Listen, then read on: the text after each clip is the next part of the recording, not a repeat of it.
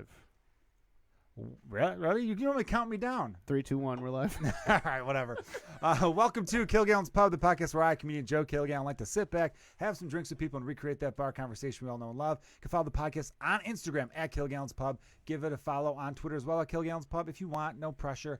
And follow me on all the platforms. I'm at Joe Kilgallon and everything, especially YouTube right now, damn it. Also Patreon. Got a new Patreon dude who, if my fucking phone was working better, I'd give you a shout out specifically. So thanks to that guy. I'll hook you up. I'll send you some stuff, adding some more stuff to the Patreon as we speak. But the YouTube, last week we added chapter 1 of my special, Can't Complain. So it's the first 4 tracks in a nice, neat little playlist that I'm calling chapter 1. Chapter 2 will be out tomorrow, Thursday.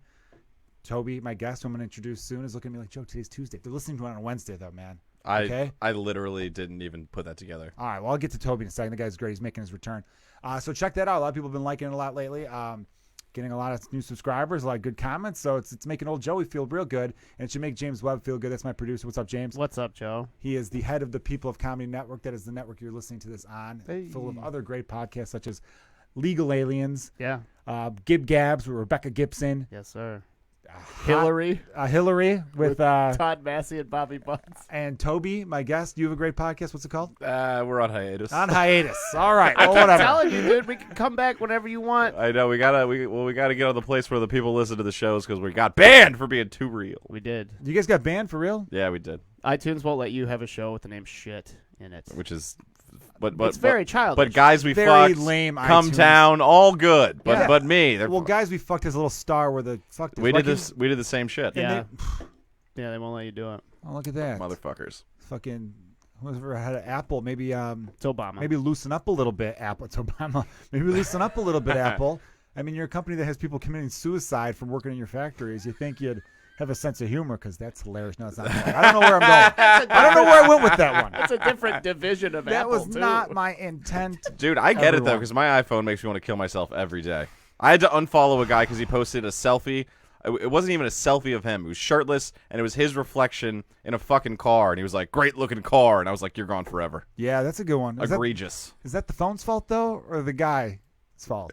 I blame the phone. You blame the phone. I blame the phone for what it did to the guy and what it's doing to me. It's very dad of you in a way. You know what I mean? Oh yeah. My dad had stuff like that where he'd blame the. I remember getting a flat tire once, and my dad's like, "What'd you do?" And I'm like, "The road, the fucking road." I don't know. I didn't see the screw. On the well, you better look. I'm like, okay, that's what I'm scanning pavement for. Well, I got a real mean case of road rage. I threw a bunch of tacks in front of the car. I did that. You know, it's really funny actually. After a softball game, I play in a softball league on Wednesdays with a bunch of my cousins.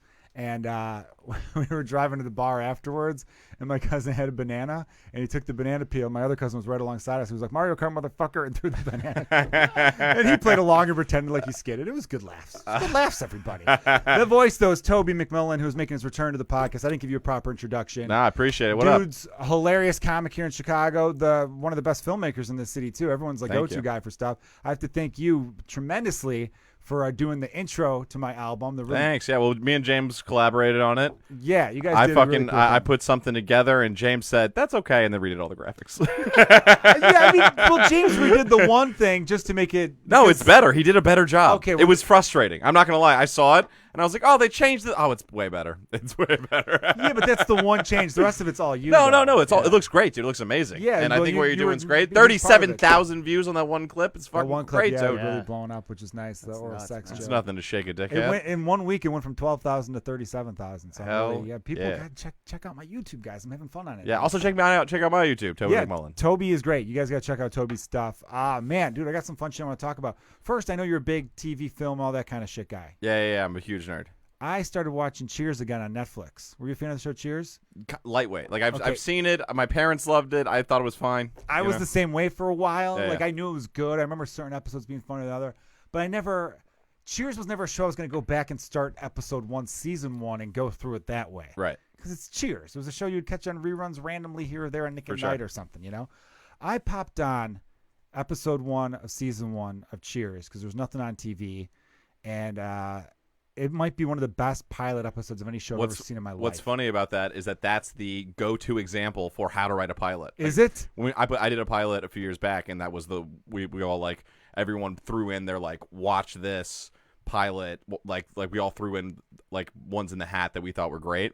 and every single person suggested that one, and I'll have to come back with the second option. Did you watch it then? Yeah, it's great. It does so perfectly. Obviously, most pilot episodes are not nearly close to even being The show. The show. Yeah, 100%. Because it's really just about setting it up. I've seen Correct. pilots where I'm like, that wasn't very good, but then the show ends up being amazing. Seinfeld's pilot kind of sucks.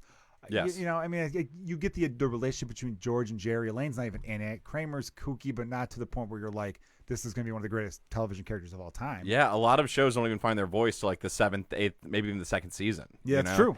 Like Parks and Rec, the first 6 episodes or whatever, they're kind of not even the show. Like when you watch it, you're like, this is funny, but then that second season, they were a mid-season pickup, so they did a short run for the first season. When they come back for that second season, it's like, oh, it's on. This is the show. That's a good call with that show, especially. But with the Cheers one, I remember thinking to myself, I'm like, man, they nailed Sam as a womanizer, and I thought to myself, is that womanizer character kind of dead given the times we're living in?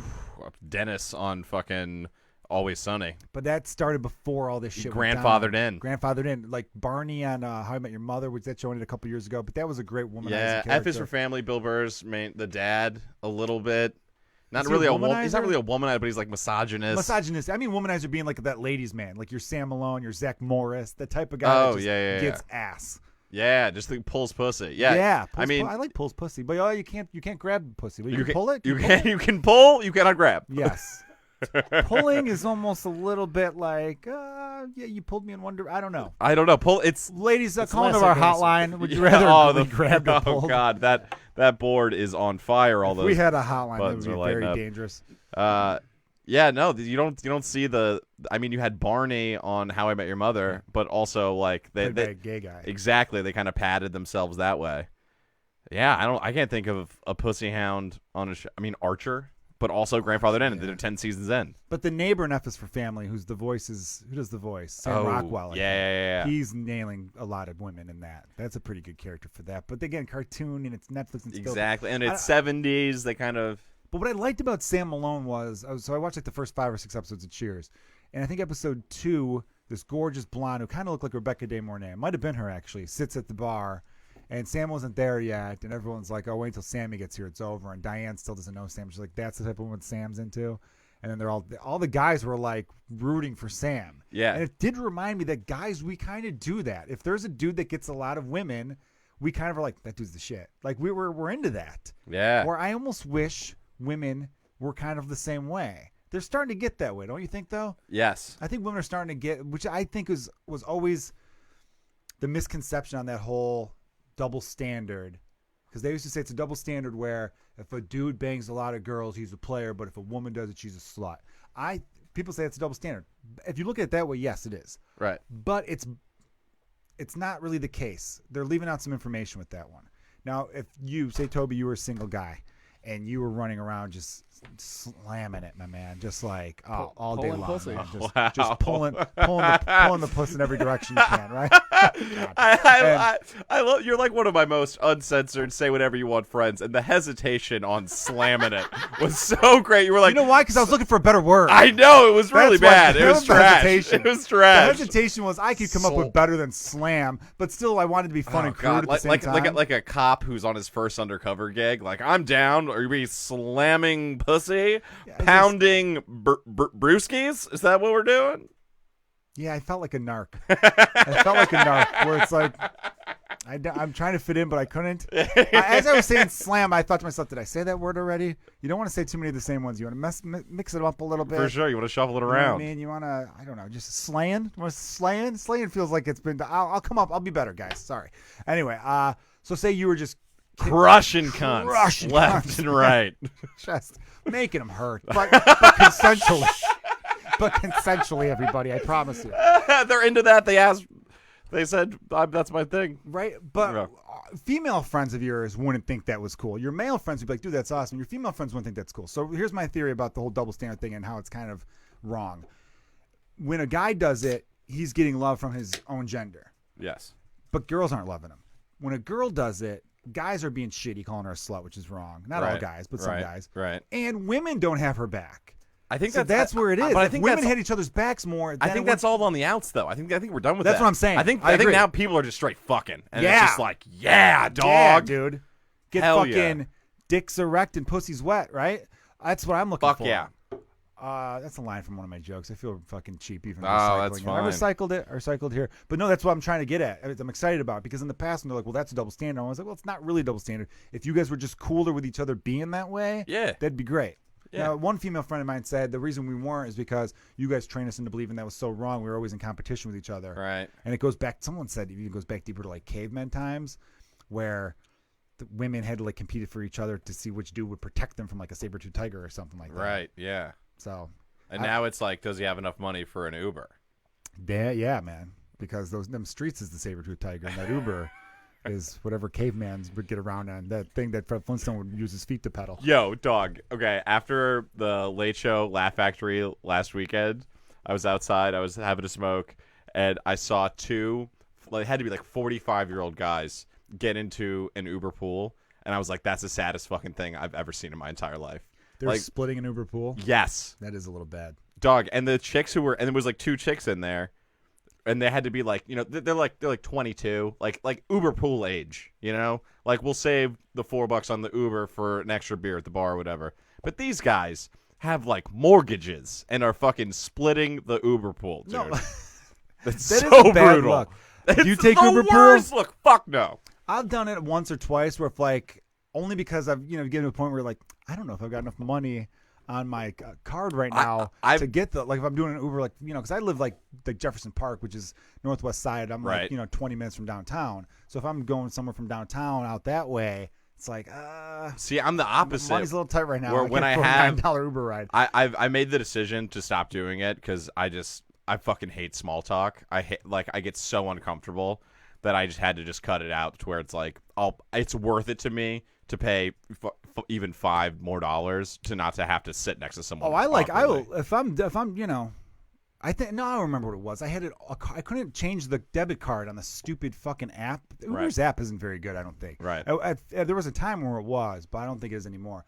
But I've only done it like twice, and the one time, now again, happily married man. Everyone knows that about me. But if you're gonna take a ride with someone, it's like when you're on a plane and you're on the window and the middle's open. Joe hits the fucking lift line and starts trying to get his ring off. He's like, No. Sweetheart, if you're listening. No. No, but for real, it's kind of like one of those not things. even a fuck, just for the attention. Oh, yeah, man. That's what I'm talking about. You want to get that cheap thrill. Get a little flirt on at 2 a.m. when you're about to go pass out at home. What I'm saying is that, like, when you're on a flight and there's the middle seat open, Yeah. and you see people walking your way, you're like, please let be Please a don't. skinny hot girl. Yeah. Let it be a skinny hot girl that's going to sit in the middle of this flight between me and that guy. That's what you're hoping for. Yes. So if you're in an Uber pool, you want to be around someone attractive. Yeah. Or if it's a guy like, be bulimic. Yeah, someone small tiny. person. You want a tiny, tiny person. Someone, if push comes to shove, you could, choke them out if you had to. Yeah. That's fun too. But I had it in the two Uber pools I've taken. The one girl got in the car and was very beautiful. Started talking, and it took me a few seconds because my brain wasn't computing what was happening. Right. But after even maybe 30 seconds of hearing her speak, I'm like, oh my God, this woman has the worst breath I've ever smelled in my entire life. Oh, brutal. And that's why it took me a while because my brain was like, this doesn't match. Think of a really, really hot girl and the worst breath you've ever smelled. Dude, the bad breath is such a fucking deal breaker to me, dude. It shook the foundation of my being in many a way because it's like this doesn't. It's like it'd be like seeing like an unathletic dog. Dude. You'd be like, this doesn't work. You're a dog. You're supposed to be able to like run fast and do cool stuff. And hot women should always smell nice. Joe, you just got done saying that women complain about men having trained them to not have tons of sex. And you're like, if you're hot, you got to smell good. Those are the rules. I think all attractive people should smell good. I agree. If I see a hunk, some big hunk of man like James Webb. I always smell great. You better smell great, hunky man. I am middle of the road looks wise, and I am so self-conscious about my smell, dude. So self-conscious. Are you a big gum guy? No. Yeah, that's my thing, dude. I gotta have gum. Yeah, gum Or, is like, key. Freshly brushed teeth. Brush your teeth before I came over here to hang out with you idiots. Thank you. Dude, I mean, when Snapchat first came out, and DJ Khaled was like really blowing up, and everyone was making fun of him for all of his like keys for life. There was one where he was like, and everyone was blasting him for it, where he had a big thing of like Crest mouthwash, and he was like, mouthwash, major key. if you don't, no one's gonna want to do business with you if your breath stinks. And everyone's like, this fucking guy bigging up mouthwash. And I was like, no, that's great That advice. sounds like That's the fantastic best advice. That's so. I am so conscious of that now. If I'm ever going into any sort of meeting or anywhere where there's a potential for something good to happen in my life, dog, mouthwash for days. I have a kit in my car. I have a little small deodorant thing. Hell yeah. Although, word of the wise, when the weather's going to hit 100, that shit goes to hell real fast. You can't do anything about the heat inside your car, and it will just... I took the cap off, and it just melts out of there. It's like, okay, well, this sucks. But if you're in a cold weather city like a Chicago, it's good for a good 8 months of the year. You just got to watch those warm weather months. Deodorant, I have a little pair of tiny scissors because I get nose hairs that go awry sometimes. Whoa. Snip the nose hairs. Damn, that's huge. Big. You could get those at like a Walgreens in the travel Fuck yeah. section, mini, like $1.50 maybe. Floss.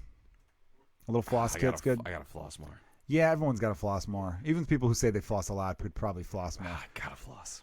I go in waves where I'm flossing like a madman, where I'm like, I am doing great. 4 or 5 dentists want to blow me. You know, Dude, I'm killing it. And God. then I slip up. I floss. I look like I'm in round 4 of a UFC main event. Oh, dude. I don't. Dude. I don't trust anyone if they don't bleed when they floss. Oh my You're god. supposed to a little bit. Yeah, you got. It's kind of normal. That's not even a thing. I mean, like if you're you're flossing losing, every if you're day- getting lightheaded because you're losing that much blood, you might want to reevaluate some more. I keep bags of blood like a vampire in my fridge for blood man. transfusions when I floss. So what I say to recap: deodorant, floss, little scissors to cut your nose hairs, some mouthwash, the little mini ones. I don't have that, but I'm thinking about adding that. So DJ Khaled or whatever his name is, Yeah. good call. They make little travel ones, man. They're huge. That guy should have deodorant on. Oh, they're tiny. Because that is a sweaty man right Oh, there. he's massive. That was another great line in the opener, the Cheers pilot, where so her fiance is leaving to go talk to his ex to get like the ring for it or whatever, Yeah, which just already sniffed around going, oh, this is going to work out for her. And they're having a classic bar arguments, which is kind of what actually now that I realize this show is modeled after the pilot of Cheers.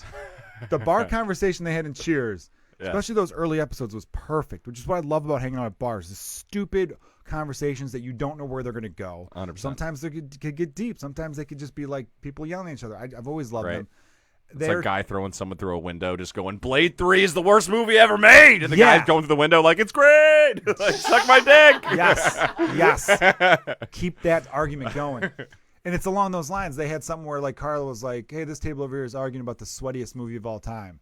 And so Norm starts yelling, oh, this movie, buckets. Like they're just yelling what was the sweatiest movie back and forth. Yeah. And then her fiance comes back, and Diane's like a grad student, real kind of like high society type, really well read and everything like that. Yeah, she has $30,000 in the bank, and everyone's like, this highfalutin bitch over here. Yeah, she was kind of like real, like, priss and highfalutin, whatever the word is. Fifth Avenue broad. And he comes back, her fiance, and she's like, oh, thank God you're here. His name's like Sumner or some stupid name. Thank God you're here, because they were having the stupidest conversation about what the sweatiest movie of all time is. And without blinking out, he goes, Cool Hand Luke. And everyone's like, yeah! Like, Damn. It's such good writing. Yes, The writing it's was great. flawless. My favorite Cheers joke all time is they all go bowling, and Norm is like, fuck this, I don't bowl. And he goes into the bar in the bowling alley, and he opens the door, and everyone inside the bar is in the bowling alley is like, Norm! And, So they all know him. and they're like, what? He's like, I have a life outside of the bar. You're there every night. Yeah, it's great. My favorite, there's one episode of Cheers where, they do those cold opens, which I love in shows. Just real one quick joke up front. There's nothing to do with what the rest of the story is going to be. Yeah. They're leaving, and Woody is like, hey, don't forget, guys, it's daylight savings time. And they're like, what does that mean? Fall backwards? Just, it's like, oh, yeah, it's 1 hour later or earlier than it's supposed to be. So Norm and Cliff are like, oh, so it's actually 1 a.m. right now. And then Woody goes, yeah, I guess it is. And they go, well, line them up. And they walk right back to sit down. Like, you're not closing. You got another hour. And then there was another episode where, for some reason, Sam and Woody couldn't bartend, and they were thinking about calling in someone to bartend because they were short a bartender. And Carl's like, let me bartend. You never let me bartend. And then Sam's like, no, you make drinks way too strong.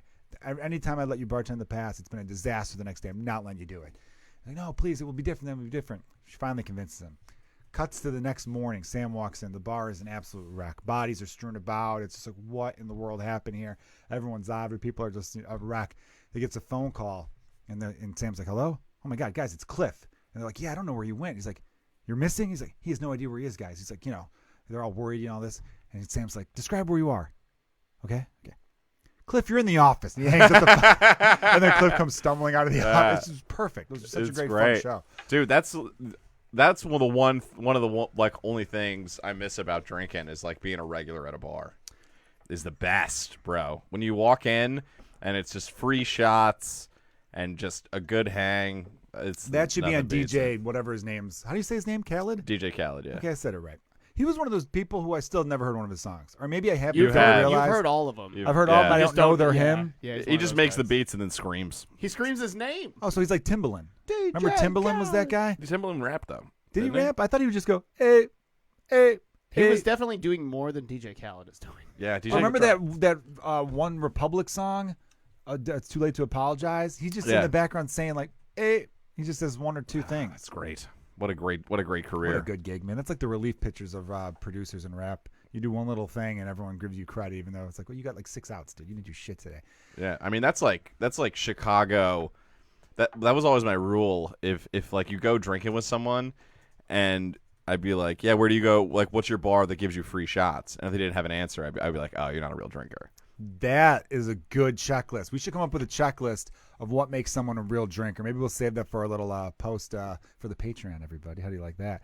But I was going to say, DJ Khaled, that should be on his list of way to be successful. Always have a local bar. When I was younger, I was really young when my dad said this to me. He said, you should always have a local bar because that way you don't have to call anyone to make plans. This was back in the day when you had to call your friends. Yo, that's you had to great. make phone calls. You had to Yes. hope they were home. Yes. Isn't that weird back yes, then? that's great. Because you're like, what, 27, 28? 29. 29. So you're still part Looking of... down the barrel of some- 30. Super bummed about it. Yeah, you get over it, though. 30 I was actually excited about because I felt like that was like, oh, next step. Like, my comedy's going to go in a cool direction now. 34, a little different. But but we're still same generation in the sense that we knew what it was like to have to call your friends. Yeah, 100%. You know? So, yeah, you had to call friends to make plans, hope they happen to be home. Yeah. Like, if you had a day where you're like, oh, I was stuck in traffic to get home till like 7:45, your friends were gone for the night. Yeah. You weren't getting a hold of anybody, and you were just like, all right, that's why you needed a local, some bar you could walk into where you know enough people where you could sit at the bar, have a few conversations, some drinks, and then maybe your friends pour in later. That was Keenan O'Reilly's for me, Ashland and Irving Park. Great okay, dive yeah. bar, free pool on Thursdays. Shouts out, they're great. They used to be called. They used to be called Irving and Ashland Park, or Ashland and Irving Park. Yep. They used to be called AJ Hudson's or something, or is that further up? I don't know. They have a special export sign. Oh, I know what bar you're talking about. A bunch of I was smoking out front and these like by the long room, right? yeah around the corner, but the opposite of the long room where Yeah. it's just like divey dive. Yeah, Great. Jameson rocks $5. I type love shit. that. I love Great. bars like that. We my favorite memory of that bar is I was like 19 or 20, and it was during the polar vortex, like the real gnarly one. Oh, I moved during that one. That was 2014. Yeah. I went on a bike through that. For That was Grubhub. 2014. No. There was it was the first one where they got the crazy because I wasn't. Where they shut down LSD, right? Yeah. That's the one. That's But it wasn't. 2015, But, I'm pretty I don't. But I wasn't. I would have been 24 in 2014, and this was before that. There was another year where we got It was crazy like winter, snow. like January of 2014. But okay, but this is maybe not polar. Because winters go over years. They're like NBA seasons. Yeah. The winter of 94, 95, you know? But this had to be 2009, 2010 that I'm thinking of. Okay. And it was a really that gnarly wasn't winter. called the polar vortex then. Oh. That word entered the lexicon in 2014. Yeah. Okay, then it was whatever. It was fucked up. Well, you're fucking liars. What we're trying to say. Yeah. Jesus, Toby. So it was like blizzard out. I was down the street at my buddy's place, which was right above Keenan O'Reilly's, and we're Pass just me that fucking jewel right there. yeah, and we're just we're in his house, we're smoking weed, we're playing like Madden or whatever, and my buddy opens the door and it's like a cartoon, right? It's like snow is blowing in. He's all wrapped up with his scarf, and he was dating a chick that was from out of town. She was in town visiting. They're taking us off. I was like, oh, it's so fucked up. He's like, man, it is a blizzard out there, huh? And we're like, yeah. He's like, good thing we got all this acid in here. And he pulls out a fucking case, and we all drop tabs, and we turn off all the lights, throw up some candles, and we start boozing. We're just like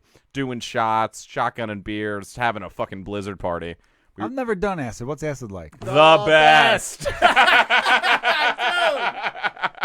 Oh, Joe. It's the greatest. It's That pretty great. was pretty incredible. So we start. Two guys who were arguing about lights earlier were like, yeah. So we're fucking peaking, and we run out of booze. And we're like, fuck, what do we do? And we're like, I bet Keenando's is open. It's a fun little nickname for Keenan's.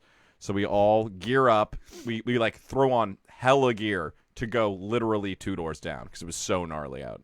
And we walk in, and there's a guy at the end of the bar with half a beer asleep on the bar. And the bartender's got his back to the bar watching TV.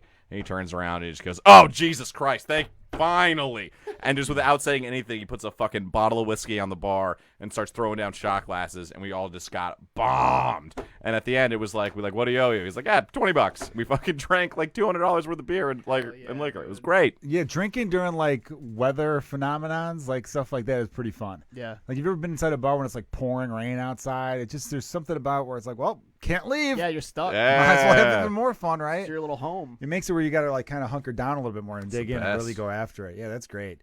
My dad also gave me, I remember thinking to myself, man, that was such good advice that he gave me as a young kid. You know how he got me into math?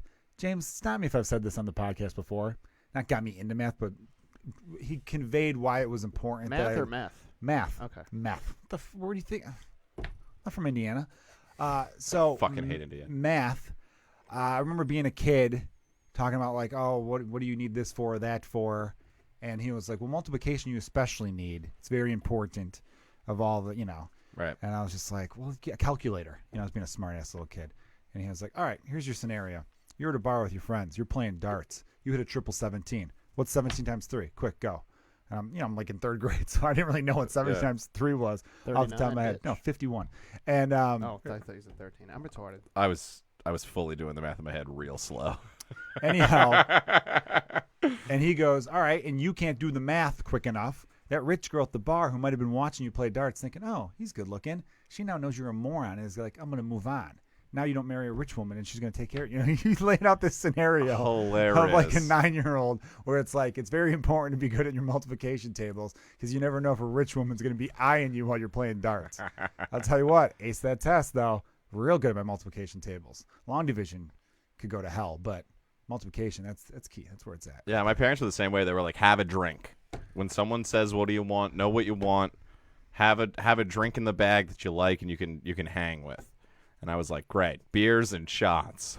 Yeah, those are perfect. I was always a cheap beer and whiskey man myself, but I was always, if someone was buying me a drink, unless I thought they were going to go real weird with it, I would go, I'll have whatever you're having, just to be easy and be Right. cool. And they're like gin gimlet, and you're like, ow, you motherfucker. Damn, yeah. But what's your go-to wedding drink, though? Wedding drink? Yeah. Oh, I'm slugging brews and shots. Still or brews and shots? Or like whiskey. Some weddings you can't do shots. Yeah. You know what you do there then? You get whiskey's neat. I've got So you what I get a was little about bit to more of a say. shot. Hey, that's what I was about to say.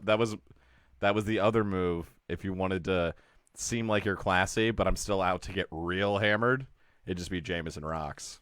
How long have you been sober? Oh, a year and a half. You don't 2 miss years it or though, something. right? Or do you sometimes? Yes, getting drunk is so fun. It's the most fun. It is. It's great. No, you're doing great. Don't fall off the wagon. Or get No, on I it. know. I mean, my life's going better than it's ever been. I turned a corner comedy-wise. I couldn't be doing more better shit. I'm loving it. More productive than I've ever been. But, oh, dude, every fucking I like day. that. I like the head on your shoulders right now, where you're like, no, I can admit that it was awesome. I just wasn't good at it, or maybe you were too good at No, it. Depending how opposite. you look at it. Too good. Too good. Yeah, I would go toe-to-toe with the hardest drinkers I know, and they'd be going to sleep, and I'd be like sitting there like, I need more. I ripped the governor out of my brain. It was just 0 to 100. Yeah, you got. That's when you start to worry about the liver. Oh, yeah. You know, I'm very fortunate where I'm not an alcoholic. I had stretches though in my 20s. I remember having stretches where I'm like, I can't remember the last time I went a day without one alcoholic beverage. Oh, yeah. Well, and my thing was like, I would be like, why are you having one? Well, yeah, I It's like, mean, what yeah, are we- exactly. What are we doing? I was always one where Never I could have one. You know why? Because I think I grew up watching reruns of shows.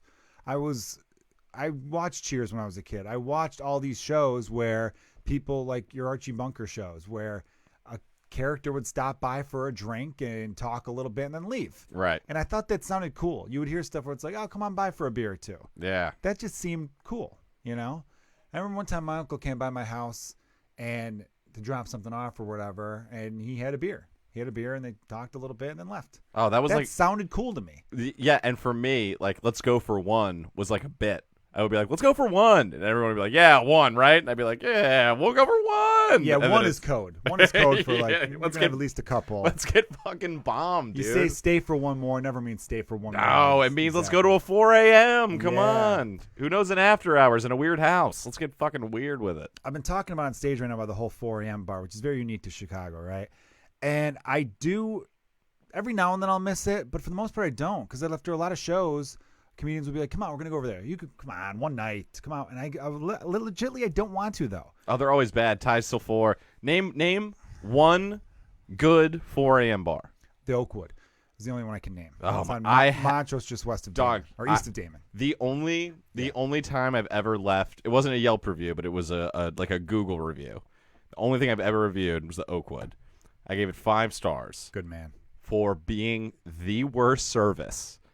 It was so bad it looped around to being fucking impressive. I went in there at I was like, I just want a burger. They serve food? See, I've never been there before 2 a.m. Dog. I went in there at 4 in the afternoon, or maybe 5. I walk in, empty, completely empty. I sit down. I'm at the bar for no shit because I just started laughing and just timing it. I was at the bar for 15 minutes before someone even approached you. And I'm at the bar just screaming, just being like, "Hello, yo, anybody?" Just laughing my ass off. Let me tell the non-Chicago listeners real quick, the majority of you, that Chicago has their bars either have a 2 a.m. license or a 4 a.m. license, and on Saturday that becomes a 3 a.m. and a 5 a.m. So the 4 a.m. bars are open till 5 a.m. on Saturday, and then the 2 to 3, like I said. Now, the bars that are 4 a.m. bars don't get a lot of business before 2 a.m. Fuck no. They're known as bars where it's just like, all right, this bar's closed. Let's go to that bar. They're like now. movers. You make all your money at the end of the month. Yeah, I don't know anybody who goes to a 4 a.m. bar before 2. Maybe you'll get there at 1 just to jumpstart the crowd. I'm talking sun's out, and I'm in the 4 a.m. Wow. Because I just want a burger, right? And the guy comes in, and I'm just like, "You guys do food?" And the guy looks at me like, "Yes." Like this is not a question we get asked. So I'm like, "All right, I want to get a beer and a shot and a burger." And I sit with my beer and my shot. I finish my beer. And I'm like, it's like 10 minutes. And I'm like, well, I mean, how long does it make one burger? There's no one else fucking even in here. And then again, and clearly the guy working the bar is cooking this fucking burger, right? So he's gone for another 15 minutes. Finally comes back. No burger. I get another beer. And he's like, that burger will be out soon. Another 20. So it's 35 minutes. I'd say about almost an hour total I've been in this bar. Waiting for a drink and this burger for like 35, 45 minutes. He finally brings this burger out. It is a fucking hockey puck that is burnt to shit. Like, yeah, it's probably cooking for an hour. Dude, I mean, in a riot, this is what you smash the glass of the pawn shop to loot it with, right? This fucking burger. Bun sucked ass. The lettuce was from 1985. Like, horrific. Worst burger I've ever had in my entire life. Fries were just straight gravel. I'm just chipping teeth trying to eat this fucking thing. And I just sat there laughing my ass off. And I'd pull out Google. I was like, 5 stars, best bar ever. You gave it 5 stars for the story they gave you. I gave it 5 stars, and I said, all caps, get the food, can't be beat. That's great. I love the idea of someone using Yelp strictly for that reason. Because, I don't know, I hate that website for a lot of reasons. Of course, it's the fucking worst. It's the worst of people. Totally right. Oh, man. All right, so let's slide into this a little bit. Hell yeah. Right? If you want to mind getting to there. Hold on, let me turn my phone off. 20. Not off. Half hour into the show.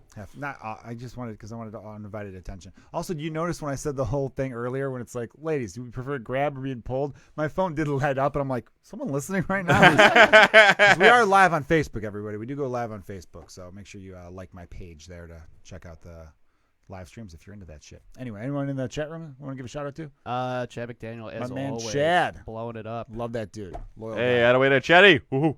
Good shit. All right, so you last month now, right? Yeah, about a month ago. About a month ago, you were in New York City for Skank Fest. New York, Big Apple, which baby. is a huge festival. It was actually going on at the same time as Cluster Fest, the Comedy Central Festival in San Francisco. Correct, and everyone who did both said Skankfest was better. Yeah, it looked better. The lineups look kind of better to me too. Like, dude, it was like don't get me wrong, Cluster Fest had a great lineup too, but I think it's almost like Comedy Central's this Skankfest is like this cool kind of punk rock. It's the anti-industry underground. I mean, the best of everyone who's doing it. A lot of people who have gotten love in the past but are like, fuck all that shit. And people who should have gotten shine but don't get it for whatever reason. And I like the way you're breaking that down. It reminds me of like in Animal House, the proper fraternities were like, you don't want to go to that party. I'm going to go to the Animal House party. Dude, yep. Minus they're the underage girl molestation thing that happened. Yeah, correct. Yeah, they're the alpha betas. This is the fucking Delta House. The Delta House. Yeah. Perfect analogy. Thank you. So this is the way the festival's broken down. It's 3 days in a place called the Brooklyn Bazaar, which is a old Polish like event hall in Greenpoint, Brooklyn. So when you walk in, there's a big ballroom where they did a lot of the Greenpoint is right across the river, basically. Yeah. Where they did like a lot of the bigger shows. They had a rock club upstairs, and they had a basement with a little like 60, 70-seater room that was sponsored by The Stand, which is one of the best clubs in New York. Just came back. And then they had like another like weird like basement alcove where they would do like weird like other weird shows and podcasts. They had a pop-up tattoo studio with flash sheets for all the different podcasts. People were walking out with like Legion of Skanks podcast and You Know What Dude, Bobby Kelly podcast, tattoos and shit. Wow. It was the most hardcore of the hardcore comedy fans. It was unbelievable. I've never been treated better as a performer anywhere in my life. The whole staff, Christine Evans and Rebecca, who owns Rebecca Trent, who owns the Creek in the Cave. Yes. They're the two main producers of the festival, along with Louis J. Gomez from Legion of Skanks, who runs Gash Digital Podcast Network. They put it all together, and from the second I showed up, it was unbelievable, dude. The gift, it was worth it for the gift bag alone. In the gift bag. Yeah, let's break down the gift bag. Lay it baby. on me. I want to hear it. All right, Joe. They give you a little. First of all, it's like a little Skankfest fucking backpack, and inside it you have everything you need. What quality of backpack? Would like a Jan Sport? What is this? No, it's not that. It's not that high. It's curious. It's like a little gym, one of those ones with the drawstrings. Okay, cool. You know what I mean? And talking about your little kit in your car, keep your fresh kit. Yeah. They gave you everything you needed for a festival. You had Advil for your hangover. You know, smart. They had mouthwash. Oh, I got B12 Mints. as part of mine. By the way, everyone keep some B12 pills in your car. Hell yeah, Mints Emergency. An LSD testing kit. A straight up fucking weed pen, just with a cartridge of like fucking like hash oil. A tiny little like nug of weed that's like enough for a bowl pack, get you going. A flask that said Skankfest on it, and then some of the people like the top tier, you know, like your Doug Bensons, your Ari Shafirs, got a custom blown Legion of Skanks pipe, like glass pipe. Oh, cool. And then, you know, loose cash. Just have some money, have some walking around money. Cash just too? have some money, you know. Unbelievable, bro. The fucking green room is like this little room. It's like basically a giant closet. Graffiti everywhere. They got food and booze as far as the eye could see. They're constantly restocking it. They had fucking masseuses giving massages to the comics in the green room, one of bro. those right now. It was unbelievable, buddy. And the shows were insane. The fans couldn't be nicer. And what's weird about it is that like I'm meeting people who are like they're diehard fans, and they're like, "Oh my god, you're performing," and I'm like, "Yeah," but in my head, I'm like, "I'm the same as you. I'm fucking fans of all these guys, and I'm meeting my fucking heroes on the outside. It's like, hey, you know, nice to meet you. On the inside, I'm like, holy shit, you're fucking Big J Okerson. I can't believe I'm hanging out with you. It was amazing. It was unreal. That's incredible. But you got to know you belong, though, right? Yeah, dude. You know that? Oh, All right, I had good. that artist pass swinging a big dick, hanging left and right. It was great. Oh, the dude. lanyard? Oh, love the lanyard. Oh, man, that's incredible, dude. Well, congratulations. on Thank that you very again, much. man. It's the coolest thing I've ever been able to do in comedy, for sure. That's really cool. And how did you go about, like, because that's invite only, which makes it even more prestigious, Well, isn't it? I don't think you submit a clip like some festivals, right? untrue. Oh, you can. They have a whole submission bracket. I submitted. I did not know that. I But apologize. unlike every other comedy festival, where a lot of people, I'm sure a lot of your listeners don't know, the average comedy festival, say you're in Des Moines, Iowa, or Detroit, or even Los Angeles, some of the ones in New York, they make comics pay to submit. Yeah. So you pay $25 to submit for them to tell you to go fuck yourself, and then a bunch of other comics go out there and party on your dime, which is fucked up. It's exploitive. I fucking hate that shit. If that's how you run your festival, you should go fuck yourself in the ass, because I fucking hate you. You're taking advantage of people, and you're a fucking cunt. You should be able to get the money you want from sponsors or take out a loan from your fucking dad. I don't know. But you should not be taking money out of fucking open micers' pockets so that middle acts can fucking party, and I hate you if you do that. So they book all these headliners, and then they let any comic who wants to submit. They don't take any money from them, and they pay everybody who performs in the festival. So I had opened for Lewis in Chicago. I hosted his shows at the Laugh Factory. So that's how I had met him. This is Louis J. Gomez. Correct. Cool. And so that's how I got in. I met a bunch of like killer comics from New York and all over. I think it was me and Rob Mayu were the only comics from Chicago. And Well, Rob used to be in New York. yeah, and he's buddies with all those guys. Totally. But it was amazing, dude. The shows were crazy. I fucking saw Ari Shafir's dick a whole bunch. Why? Because he kept pulling it out on stage, dude. On stage? The crowds were chanting, "Whip it out, bro!" It was amazing. Is that like some kind of inside thing from his podcast or something? No, it's just a thing he's been doing for years. Apparently, I didn't know that. It was the most free space for comedy I have ever seen. He looks like a penis. His head kind of, right? Isn't it a weird way? He's a very funny guy. I'm not knocking him, but. And what's funny, I was talking to Amy Shanker, great comic, who was also on the festival. I like Amy. And we were talking about how she was like, I could not, because people are trying to be like, oh, these fucking Nazis, these crazy people. And Legion of Skanks, it's 2 Jews and a Puerto Rican, and they're like, these Nazis. Like, what the fuck are you talking about? But she was like, I've never felt. Who was it again? It's Okerson? It's Big J. Okerson, Dave Smith, and Louis J. Gomez. Okay, Smith was the one I didn't know.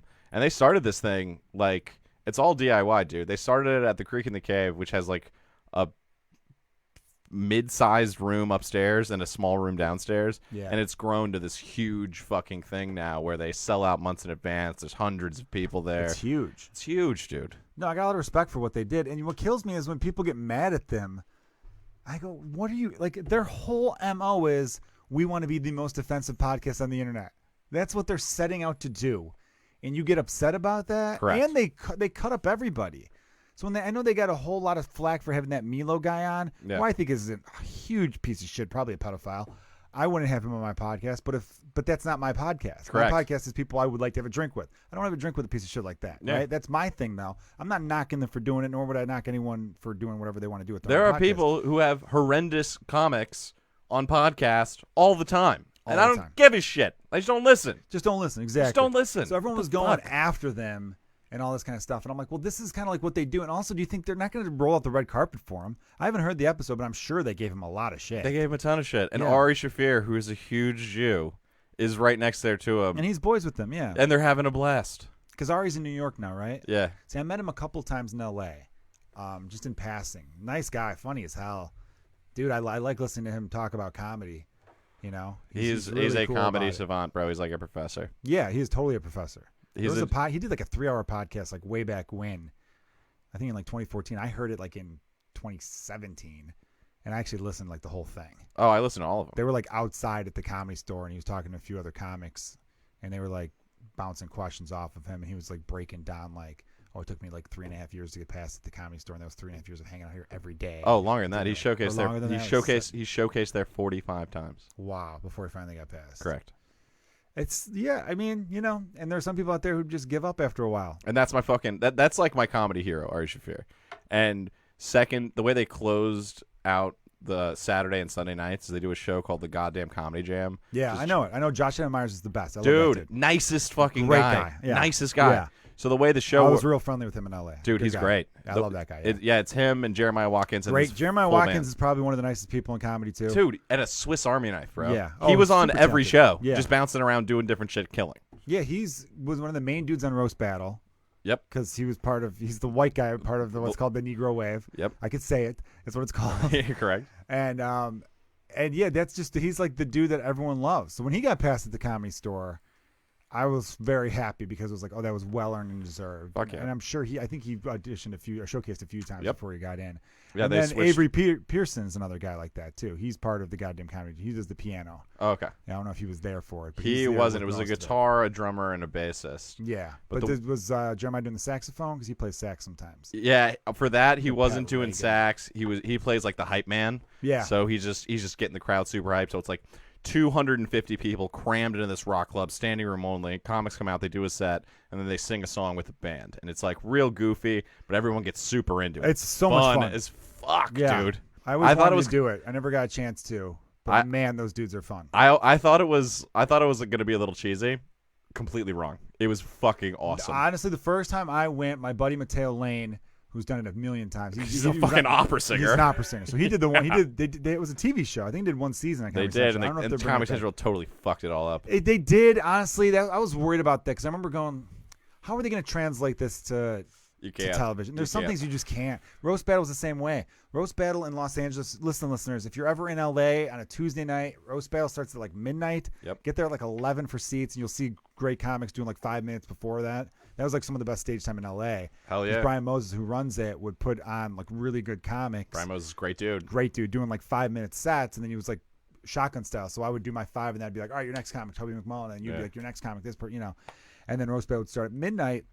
And it was a scene. It was a Tuesday fucking night, and it was, you could not move how many people were there. Nuts. And I remember thinking to myself, how are they going to translate this? There's no way this is going to translate well. It would need to be on, like, I always thought Netflix would have been cool, but then there's so much on Netflix. Is someone going to stop and watch comics they don't know roast battle each other?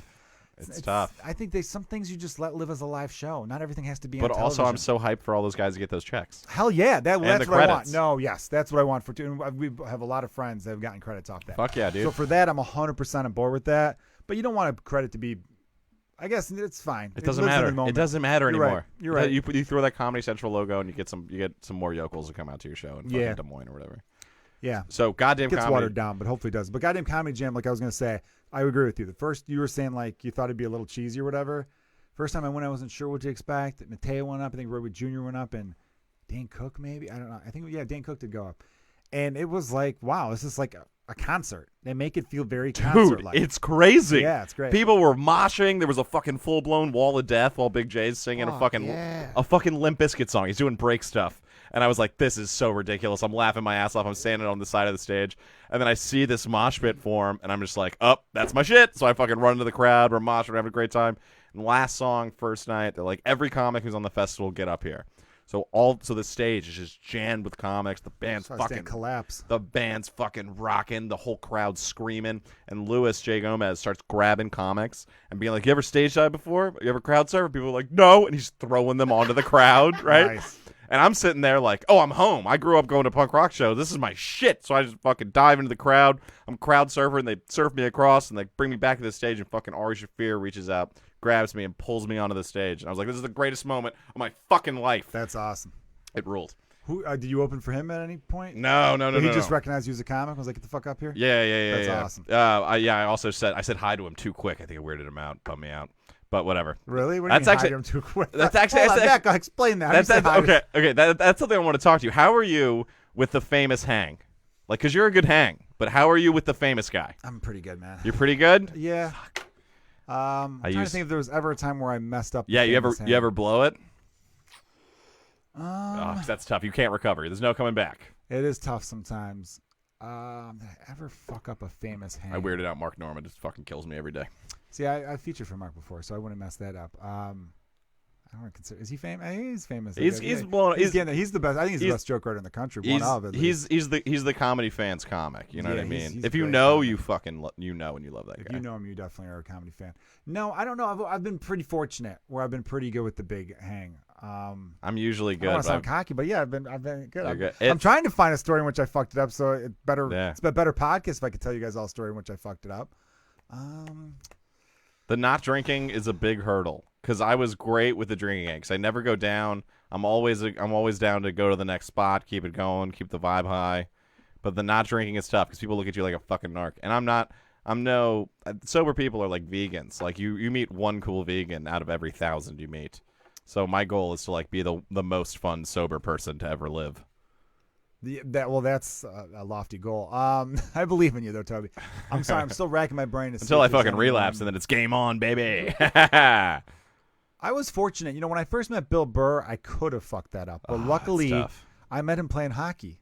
Nice. Ice hockey, like, you know what I mean? Oh, that's a good intro.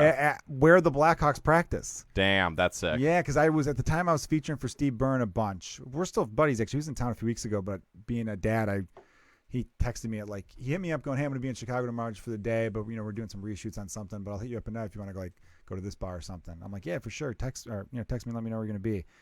He called at 11:30. I fell asleep at like 9:30. I was like, brutal. Oh. Dude, when I don't have shows, I'm trying to go to bed as early as possible. I feel you. So yeah, it's a little sad for that in that regard.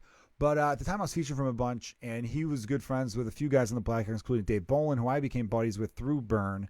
And Dave Bolin famously scored the game-winning goal in the 2013 Stanley Cup final against the Boston Bruins Game 6. Watched that live. Yeah, actually became buddies enough with Bolin where I went to his wedding. And since divorced, not my fault.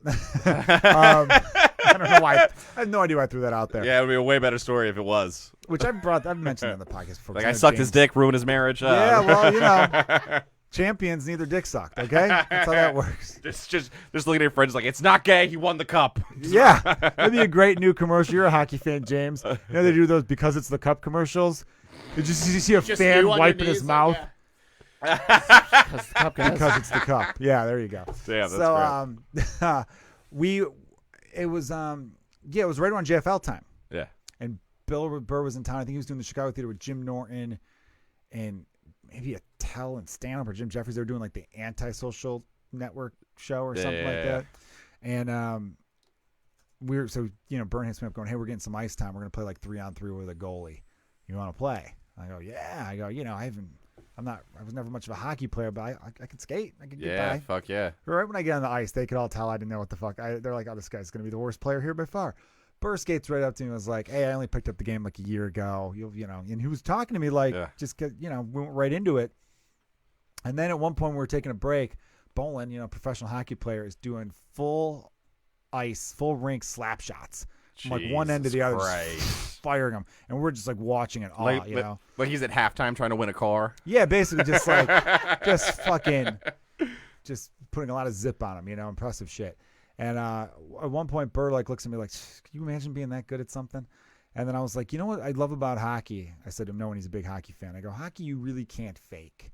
And what I mean by that is as soon as I got onto this ice, you guys all knew, oh, this guy doesn't know what the hell he's doing. Oh, you can't fake the funk. And so, right. And so I was saying to him, like, if I were decked out in official Blackhawks uniform, if Bolin gave me his uniform and we're at the United Center, 22,000 people, and I walk onto the ice for a line shift, as soon as I get on the ice, the whole crowd's like, what's happening with that? Yeah. Who's that? Who is that? Yeah, hell yeah. But I was telling him, if you put me in a Cubs uniform and I'm in the on-deck circle, nobody's thinking anything to the wiser. Right. They might think it once I get to the plate.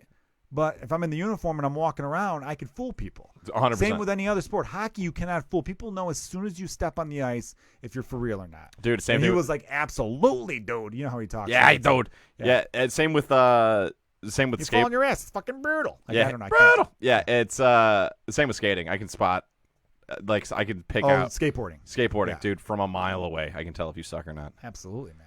Yeah, certain things that it's a skill level that you can't fake. Yeah. Burr was at Skank Fest. Nice. He's the best dude. So I met him. I met him a handful of times and stuff like that. The next time I met him was the next year during JFL Chicago when that was going on. And I just came from some show I was doing in it. And we were meeting at Tavern on Rush, which is a pretty swanky spot here on Rush Street in Chicago. Oh, you're talking fat ice cubes in those whiskey glasses. Yeah, man. And it was an after party that Vince Vaughn was having. So it was like upstairs where it was just all people you had to know. So I was already feeling like, oh, this is badass, And Burr walks right up and goes, you believe that fucking game? And just starts talking about the NBA Finals. He remembered me as a sports guy. That rules. Well, Byrne hooked me up because Byrne said, like later that night or the next day, he goes, when we were leaving, Burr was like, yeah, I got that show tomorrow at the Chicago Theater, but I'd like to get up tonight. And I go, oh, my buddy Pat McGann's the house MC at Zany's. I could text him and be like, hey, could Bill Burr pop by? He's like, you mind doing that? No problem. Texting McGann going, hey, see if Bill Burr could go up tonight, pop in. And McGann's like, of course he can. Yeah. I'm not even going to ask the owner of Zany's or the guy who runs it, who's a great dude, if I could squeeze in there. And so I'm like, yeah. And he goes, yeah, just pop by anytime. I was like, oh, thanks, man, appreciate it. Byrne told him one of my jokes, and he's like, "Oh, that's fucking hilarious." Oh, so that rules. Nice. You need. You need the Sherpa. Yes. You need the intro, and that's where I fucked up with Ari Shafir. Was we're in the green room, he's sitting down. There's like 6 of us in there, and I'm sitting and I'm hanging. I'm with my buddy, Rob Mayo. We're hanging, we're talking, and I just got up and we're sitting, and I was like, I gotta go for it. I went up, hey, what up, dude? I'm Toby, nice to meet you. And he was like, oh, cool, nice to meet you. Like whatever. And then 30 seconds later, he stands up and comes over to Rob. And I was like, I should have just waited, Oh, that's what you meant by fucking up. Yeah, because someone said this to me one time, and I was like, it would have been cooler if you would have waited, but I still don't think you messed it up too bad. It'll kill me for the rest of my life. Somebody said, I told you Ari listens to this podcast. I would be like, you're a fucking liar. Well, I'm going to send him the link to this. Oh, they ain't reading that shit. Someone once said to me, they were like, if you go to them, you're a fan. If they come to you, you're an equal. And I was like, oh, that's good advice. So now you know it going forward. We got a question in the comics. Chad wants to know if anyone's fucked up a hang with you guys. Oh, a million people. enough where we don't remember their name. Like I Oh can't tell my you anything. God. I can't tell you someone specifically where I'm like, oh man, get the fuck away from me, that guy. I can, but I don't want to throw anyone under the bus like that. I'm but we understanding though. Let's do this then. We can go real general with it. Let's break down the broad strokes things that get you fucking automatic DQ from the hang. You're in the penalty box. You're done. You're fucking red card. You're out. You know what I'm saying? Oh, I know one. Here's one. Someone did this where they brought up something where it's like, I don't know you, but you have heard a story about me. Yes. So you're bringing up a story about me to try to be cool with me Oh, in hate a that. weird way. Hate that. You know what I mean? He's roommates of people who know me. Right. But I've never met him really. That's one of the That's weird. That's one of the weirdest things about the famous hang is that there's a deficit of information where I know so much about you and you don't know nothing about me. I'm the clerk at McDonald's. Like I'm just any guy. Yeah. So and when people come at you with like I know about this, like they already know you, it's fucking weird, dude. Yeah, I said what's up to Chris Chelios. So I did this thing with Ryan Dempster, who's a former pitcher for the Cubs. He does these great events. I mentioned on the podcast last week, he did it at Park West. So I was just like the warm-up comic. I went up first and kind of warmed up the crowd, get them all hyped up and everything. And then it's like a live talk show style with like former athletes. And Jeff Garland was there. I talked to Jeff Garland for a little while, but he's done Comedians You Should Know, so I had like an in, and so we were cool. Right. But Chris Chelios was like a surprise unannounced guest, and this is one of the greatest. He's a hockey Hall of Famer, one of the greatest Blackhawks of all time. And when he walked in, he's standing right there. I'm like, hey, how you doing? I'm Joe. He's like, I'm Chris. And I wanted to be like, I know who the fuck you are, but I didn't say that. Right. So that's what they have. There are people who are so famous, they never have to introduce themselves. Yeah. You know? Like when I met Robin Williams, I just said, hey, I'm a big fan of yours. Right. 'Cause I knew in my head, there's no way, because I was still new in comedy. I'm like, there's no way. Yeah, I'm ever it gonna... would be weirder if you're like, I'm Joe, what's your name? He's like, oh, Robin, nice to meet you. Oh. Well, they wouldn't have done it that way. But I remember thinking to myself, do I tap him on the shoulder and tell him that was great? Do I try to play it cool? How am I going to do this? And I thought to myself, Robin Williams is decades older than me, decades ahead of me. We're never going to hang. This is just not a thing. We're never going to be buddies. And even let go of that dream. And even so, if it did come to the point where it's like, oh, years later, I'm opening for him for some weird reason, whatever, the stars aligned, and I would have made it so he didn't kill himself. By the way, guys, I'm good about that. But no, he would have met you. Then he would have killed himself quicker. No.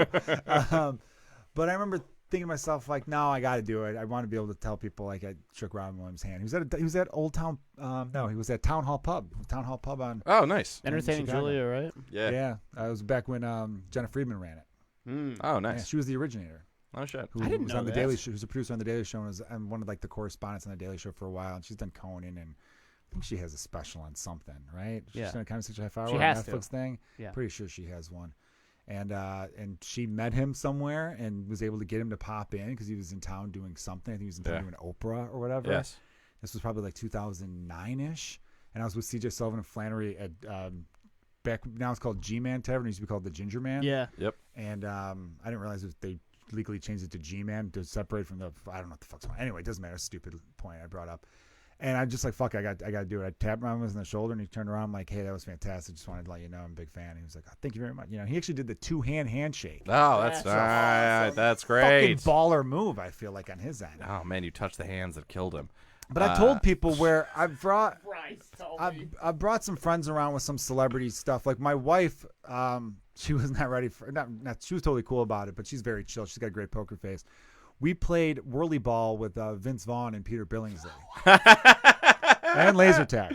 Oh, Laser that's tag, fun. yes. And laser tag was really funny because one team was like me, Steve Byrne, Dave Bolin, and my wife Nicole. I would have lit Vince Vaughn up and be like, "This is for every movie you did with Jennifer Aniston." I was getting him pretty good, but that dude's really good at stuff. So he was a solid laser tag player and a great WhirlyBall player. For those of you guys who don't know, WhirlyBall I think is pretty. It's not like nationally known. Yeah. No. It's big in Chicago and big in maybe some Midwest places. it's the deep dish pizza of activities. Sure, it's the best. It should be national. It should What be does everywhere. that mean, Toby? That could mean a lot of things. Oh, that means that it's overrated and it's for I tourists. fucking hate you. I don't think it's for tourists. I know lifelong Chicagoans who go nuts for WhirlyBall. Yeah. Dude, when I was 9 years old, every like 9 and 10-year-old had their birthday party at WhirlyBall. Yeah. And it was like the best. Sam. There's things where no offense, and not to cut you off just then, but this was on my head. This was on my head the other day, James. I've heard people like I was at a bar in Logan Square not that long ago. I think I was doing a show or something, and I ever heard someone say, no Chicagoan calls it Chi-Town. That is a racist statement. Because do you know who calls it Chi-Town? Black people. Black Chicagoans on the south side and the west side call it Chi-Town. You could say no white north siders call it Chi-Town. But if you're new to Chicago, you've only been here for a few years, and you're going to say no Chicagoans call it this, you have shown yourself as being, you only stay in the neighborhood you live in, despite it being a big city, and you don't really know people outside your circle. If I recall That's what I'm correctly, hearing. there was a And Chicago, I'm not knocking you for that. There was a branded Chicago indie company by Sean Monroe called Chi-Town Comedy. Yeah. Yeah. So South side, west side, they Yeah. call it Chi-Town all the time. Yep. White north siders, if they say it, get made fun of, and I don't think it's for cultural appropriation. They think calling it Chi-Town is lame. Yeah. Right. Like when people call San Francisco Frisco, no one's doing that shit. Yeah, I mean, I don't know them, but maybe born and raised people are there. But deep dish is more touristy. I only had it growing up if once in a while, or if people from relatives from out of town were coming to town. So I agree with you on that. WhirlyBall to me though, going to WhirlyBall most nights, it is more Chicagoans than tourists. Yeah, I guess you're right. That's- I just think it's overrated. I that's think it's fair, that's overrated. fair. You have to hook a fucking ball. Okay, in so people's this head. is what WhirlyBall is if you don't know. WhirlyBall is a game that's played in bumper cars on basically a basketball court where instead of a net on the backboard, there's a circle cut out with a bouncy net, and you have these shitty It's little lacrosse scoop kind of like sticks. a lacrosse, only the scoop part of the lacrosse. Yeah, stick. yeah. Handheld. Yeah, like if you were to, when you go to the dollar store and they have beach toys and they have, it's like a scoop that you would toss a ball back and And forth. it's a big wiffle ball, and you try to pass it, but you're bashing into each other. You could get really good whiplash. As a dude, I know when I'm about to get that impact, I kind of lift my ass up so I don't hurt my nuts, because you could fucking hurt some nuts on those. See, and that's what people say, but I had a complete opposite experience where the cars were too slow, they were too hard to control. That you don't have a steering get a wheel, bum you have car. a stick. You get a bum car every now and then, but if you get a good car and you know what you're doing, man, it is a treat. I love that game. It's fun. I did not have fun. Well, laser tag Sounds was like you're hilarious just because bad at it. my buddy I'm excellent. Okay. We'll see. my buddy Derek said that because they were calling stuff out on Vince Vaughn's laser team. Every now and then they would yell out Blue 47 or something, and I'm thinking, isn't this from Wedding Crashers? This is weird. It's funny. And Vince is a really nice guy. I like that dude. And I guess what he would say, Blue 47 meant nothing, but then if he said swarm, it meant everybody shoot Joe's girlfriend. So that my wife, I told her she wasn't my wife yet, but I told her, I'm like, hey, Derek told me that that's what they were doing, and she goes, well, that makes sense, because I always thought this is unfair. What the hell's happening? I think also it could be said that I only ever went there for work parties when I used to work restaurants gigs. So it was bad hang, not a great crew. Although the laser tag was great because there was a manager that I fucking hated, and I hunted that motherfucker like Predator, bro. Nice. Dog, that was my only goal. I was ruin this guy's night. And I did. I made him melt down. I was just in the cut, just lighting him up the second he would come off the fucking charge station, and he was just fuck! And I was like, yes! This is every time you made me stay late, I'm going to ruin this game for you. Dude, I promise if there were a bunch of comics down to do WhirlyBall, you'd have a blast. That's probably true. You would. No, we got to That's do probably this. true. We used to do this back in the day. I get Facebook memories for every now and then. There was a time where it was 2010 where I think it was Lisa Traeger, myself, Danny Callis, Junior Stopka, James Fritz, a couple other comedians. We went to laser tag. A fun drinking game for this episode is drink every time we drop a name. You'll be in a fucking coma. Yeah. I mean, some names you could say I'm dropping, but when you're just listing people you're with, is that dropping names? No. I'm just saying it's fun. I hear you. I always get pet peeved when people oh, look, someone's dropping names. I'm like, you asked me who I was with. What the fuck am I supposed to say? With human beings, describe them. I'm like, all right. Well, was one's a got black guy and a eyes and a Puerto Rican hair. guy. I don't have to tell you. So, yeah, we did laser tag. Went to Chuck E. Cheese, which was super fun. We got to start doing stuff like that. There's a laser tag place not that far. You could take the Montrose to Irving bus. It's in Harlem, Harlem and Irving by the hip, by the mall there. It's called Laser Quest. Oh, yeah. Oh, I know Laser Quest. By Yeah, car, it's baby. 12 minutes from here. Yeah, that's fun. It's fucking easy, man. Yeah, so we should do shit like that again. That was a lot of fun because we come up with Yeah. strategies. I got into it with some 12-year-olds. But Yo, best thing I've ever seen in laser tag is I was 13, and I'm playing in this real shitty spot that had it was real dingy, but they had the gnarliest fog machines, industrial strength. yeah, this had that too. And I'm playing, and out of the fog, I see this kid who had to be maybe 10 comes running out of the fog. No vest, no gun. And I was like, how did this kid get loose in here? And then out of the fog comes this fucking fat ass. This dude had to be 250, 5'5", just a complete lard ass, with the kid's vest over his vest, double gunning it like the fucking Big Gulp Neo, just lighting fools up so they would hit him and it wouldn't hit his vest. Yeah, his was. It would just get the points on the kid. So he looks like a fucking Navy SEAL when he gets out of the game. Like he's like got 1 million points, no untouched. It's fucking hilarious. This man's a legend. Shake his hand. Dude. That's impressive, dude. So I was gonna say when you introduced, Rob should have prepared you. He failed you as a friend. He should have said, "Chill over here. He'll come by." Well, no. The thing is that I knew that. I knew it. Okay. You know, and I let myself. I got too eager. But you're right about the information is it's unbalanced. Correct. The famous person, regular people, we know so much about this person. Correct. Where they don't know anything about you, and even the down to earth cool ones, which most of the famous people I've met have been super cool, especially professional athletes. Yep. I think they, And he's like famous cool, now. If you treat them cool, they're Be a pretty normal. Be a normal fucking person. But I tell people, I go, when you meet these guys, just be cool. Don't be like have your autograph. Don't be don't like be over eager. Because don't be like huge fan. You're not even on the playing field. You could say, hey man, I respect your work. Yeah, that's fine. good. But even then, you don't need to say that. Correct. If you're later talking about stuff, I just think be a person, approach them naturally. Correct. Person first. Yeah. Fan never. But some people are like, no, fuck that. I want to get a picture. Yeah. No, gross. You could later never get a picture. As a comedian, you should never get a picture. Never get the picture.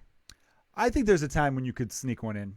I don't need need the like picture. A group shot or something cool. Yeah, a group shot someone or else. it's like, I want to give you a shout out later. It can be finagled. Yeah, you crop all your friends We out. took a group shot. I took a group shot with Kerry Wood when I met him at Dempster's thing last year, and with the group shot is acceptable, with but the single, the selfie, brutal. I think it's not good for you. Like if you were like, hey, Arik, I got a picture with you, it would have come off as lame because it's like, dude, we're comics, we're equals. Yeah, bad luck. That's different. But if you were to meet Bernie Sanders tomorrow, selfie immediately.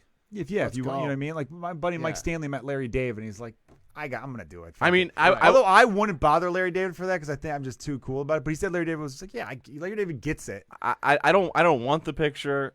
I can't even think of anyone that I would be like, I have to get a picture. Maybe The Rock. Yeah. Well, if you're a legend. I think it depends. And there's also a level of famous person where it's like we're never gonna hang. We're never gonna hang. Yeah. You're getting the picture with The Rock. You gotta get the picture. I don't think The Rock has friends because he's famous. He has like fans. His only friends are pain inside of a gym. Yeah. Whoever spots him at the gym is his boy. He might not even have a spotter. He doesn't need a spotter. No, he does not. Kevin Hart might be his friend, maybe. Yeah, because they can be like, everyone on the planet knows us. That's pretty crazy, right? Yeah. So you want to go rent out Disney for the day so we can have some free time? They don't know. They work open spaces. They make $1 billion for Disney every year. They don't have to rent shit. Yeah. Now, someone told the story about some comedian said Tom Segura. Was it Tom? Yeah, when he went to go hang out. No, I remember that story. But there was another story where Kevin Hart invited a comedian to go to Disneyland, in L.A. for like his kid's birthday party. Wasn't it Joey Diaz? Maybe it was Joey Diaz. And when he got there, he's like, "Oh, this is just your kid's birthday party." He thought it was like, "Oh, I'm having my kid's birthday party at Disneyland," and it would be, "Oh, cool, I'm going to bring my daughter, or whoever." Yeah. And it would be 30,000 other people who are 100,000 people there at Disneyland every day. But no, it was me and the other parents and the 13 kids that invited to this party. Jesus Christ! How much does that fucking cost? There's a price. I'll find it. Yeah, see if you can but find Tom Segura told a cool thing. This actually made me like Kevin Hart a lot, and I've got a ton of respect for Kevin Hart. Oh, me too. I'm not a biggest fan of his stand-up. I'm not like, his specials out, I got to watch. I don't really, but I do think the guy's awesome. I think him doing that one special with the pyrotechnics. I think that's one of the funniest things that anyone's ever done. I have to check that one out. It's my friend. Seriously funny. I thought that was pretty good. My friend telling me about the pyro was funnier than the actual bit he did with it. But the idea of a comic having pyro that he can set off as like the Bernie Mac, I ain't scared of you motherfuckers, kick it moment. Just like hit him with the flames, and then blam, is fucking fun. That's fun. It's fun as shit. Surprisingly affordable. No way. If we got enough people together, we could do this. As of 2016. $180,000 to rent out Disney for a day. That's affordable. Fuck you. There's no way that's correct. Okay, hear me out. There's no way that's right. If you right. get 300 people to do that, yeah, but then we're still. But now we're talking $500 a person. But now we're talking lines. No, $500 a person is affordable for that type of event. Super affordable. It's just you. You would come up with the money for that. You would. It's a comedy festival, dude.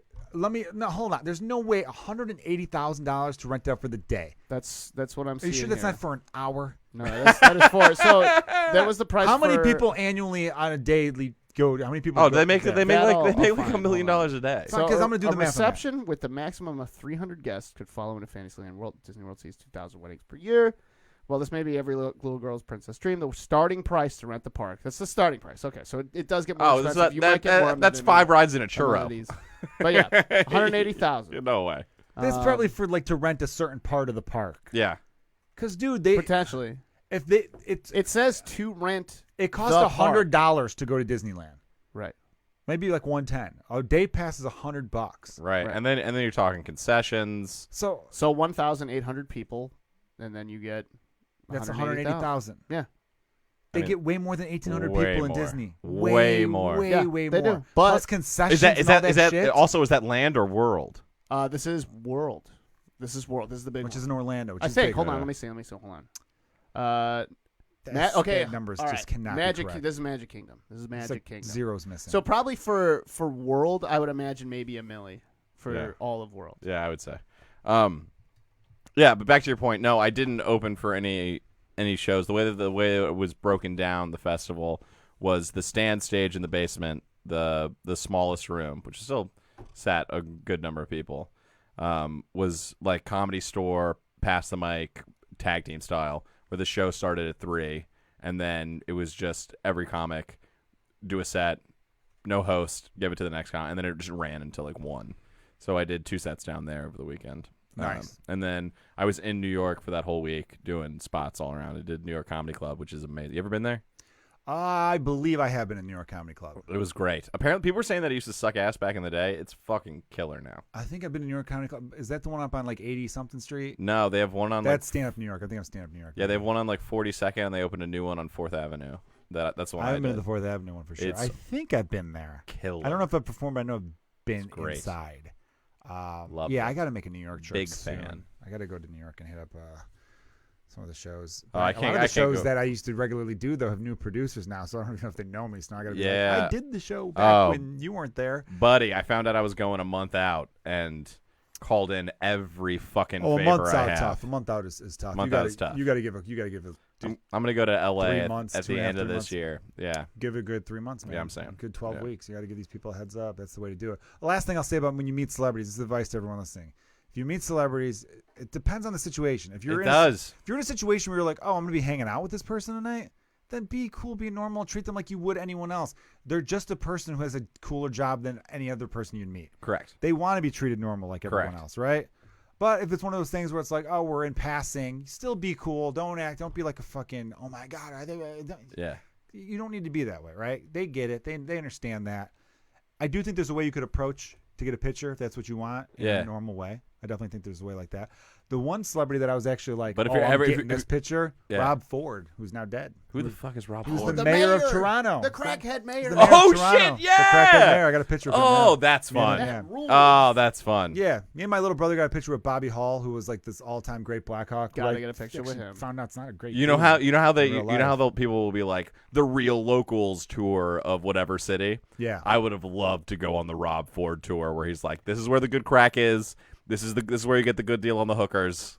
Yeah. Like, But you got to know the situation. I've got friends who got picture with Conor McGregor when he was in Chicago, but Conor knew people are going to want to take my picture. right. So they were talking about like, oh no, he was stopping and taking pictures. Yeah. See. So it's the setting. If it you is, see it's someone in a situational. restaurant, leave them the fuck alone. yeah. Read the room. Read the room. That's all it is. It's and real if you simple. get backstage cool. somewhere, drink the free booze. Shut the fuck up. Oh yeah, if you're backstage somewhere, drink the free booze. You don't want to like be like, oh, I want to be there, because if they think you're just part of the crew, then you'll really live a night. Yes. You'll live a really cool Yes. night, and they might trust you enough where you pull out your camera because you're singing drunk karaoke with some band. They think, oh, this guy's cool. You know what I Yeah, mean? that's type of great. thing. All right, last thing, but when we wrap up the podcast, we'll be doing a little over an hour. I want to keep it tight this Hour week. 15, yeah. Hour 15. So maybe I should save this part for the Patreon. Oh, you throw out a tease. Yeah, Something let's off do the that. tees. We'll cut it off All now. right, we'll cut it off now. Toby, first of all, everyone, thanks for listening. Check out the stuff on YouTube. I'm going to do a little bonus with Toby right now. Can I give a hint of what it's about? Yeah, give him a taste. Little taste. It's going to be about a one Louis C.K. Oh, yeah. Yep. I was talking about the other booze thing. about locals. Maybe we could just do like 1 or 2 quick minutes of like what for how not locals, about we're talking about drinking at a local, how you could tell someone's a real drinker. You mentioned if someone doesn't have a local bar, they're not a real drinker. Correct. Where's your place to go for free shots? That's a great question to ask someone. Yep. I think if you count your drinks, you are not a real drinker. Oh yeah, no way. That's insane. Anyone who's ever done a count, it's like, dude, what are you, the junior in high school? Yeah, that's whack. Super fucking lame. If you tip $1 on a beer and a shot, I can't trust you. So you get a beer and a shot, and you just leave $1? No, that's so good for me. You get $2. Dollar a drink. Dollar a drink. $1 a drink. That should be a constitutional law. If you don't tip on water, I don't trust you. Yeah. I think it depends on how much real estate you're holding on to. Like if you're sitting at the bar and you drink a water, you better tip. Yeah. But if you're like, if I get a round of drinks, bring them back to my table, and then go to the bartender going, oh, can I get a water too? But I already tipped on the 5 drinks I just brought back to the table. Then I don't think you have to give them I agree. I right? agree. And I was a bartender for several years, Sure. so I'm going off my own experience, what I would expect. Yeah. I'm like, no, you just got, take the fucking water. I don't want a buck for the water. That's what I would say. Another one, if a drink gets spilled and your reaction to the drink getting spilled is, oh no. Or, like, party foul. Party foul, lost soldier, or you do the oompa bullshit, Yeah. you're lame. Yeah, fuck out of here. That's That shit a sad sucks move ass. right there. What else is one where it's like you are definitely not a real drinker? Real drinkers don't complain about the shot they get for free. Oh, yeah, whatever it is. Whatever you get for free, you drink that and you say thank you. Yeah, 100%. That's how I view that. That's just a rule for life. That should be a rule You for get life. in free general shit. right You better there. be grateful for it. Yeah, hell yeah. Yeah, see, free shit. You say thank you. This podcast is free. Do the Patreon. For all right. You guys are the best. Thanks for. Oh, I gotta give a shout out to like Big Cat from Barstool Sports. Gave a shout out to Kilgallon's Pub on his own personal Instagram, which Hey. is super cool of him. That Big dude's Cat. fucking awesome. Had a way to big Congratulations to him on having a kid recently. Next time I see him, we're going to talk about dad stuff. Little cat. Little Cat, So yep. yeah, Little Cat right there, man. So again, thanks for everyone checking out Kilgallon's Pub. Subscribe on iTunes, rate, review, all that good stuff. Tell your friends, tell your mom. I love you guys. And follow me on Instagram at Toby McMullen. And on YouTube. And on This YouTube. dude's got a lot of talent, so follow him in all the podcasts. MCMULLEN. People of Comedy Network. Cheers.